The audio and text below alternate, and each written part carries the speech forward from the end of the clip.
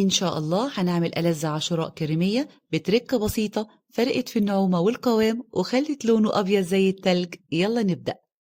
عندي ربع كيلو من القمح أو البليلة بغسله كويس قوي، ويفضل تنقعيه من بالليل للصبح علشان ما ياخدش وقت كتير على النار. شايفين طري قوي؟ بغسله كويس جدا. وعندي لتر من المية المغلية على النار بنزل بالقمح، وعندي كوباية إلا ربع من السكر باخد منها معلقتين كبار وأسيب الباقي على جنب. عايزة كل حبات القمح معاكي تكون مسكرة. بقلبه، أي حاجة بتزرع على الوش بشيلها. بسيبه بقى يستوي لغاية لما المية تقل.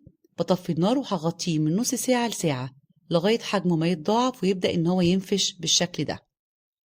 بديله كده نص ضربة بالهاند بلندر أو بالخلاط، وهضيف عليه لتر من اللبن بالقشطة بتاعته كده، وهخلي كده كوباية على جنب.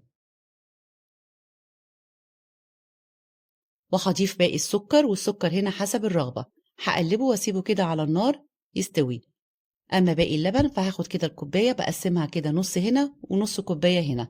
باخد نص الكوباية دوت بدخله التلاجة يسقع، واول ما بيطلع بضيف عليه معلقتين كبار من الكريم شانتيه الخام غير محلى، وهضيف الناحية التانية معلقتين كبار هرميين من النشا.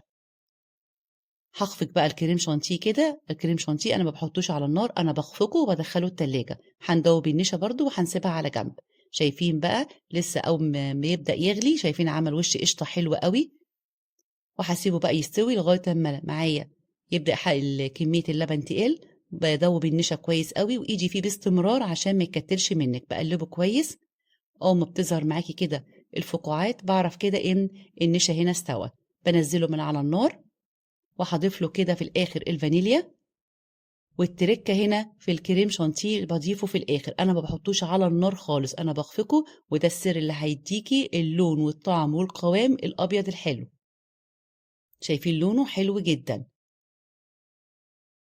هبدأ ان انا احطه كده في الاطباق واسيبه يبرد، وازينه بقى برشة من القرفة، بالمكسرات، بزبيب، اي حاجة متوفرة عندك. ولو عجبكم الفيديو ما تنسوش الاشتراك في القناة وتفعيل الجرس، وسيبولي تعليق حلو.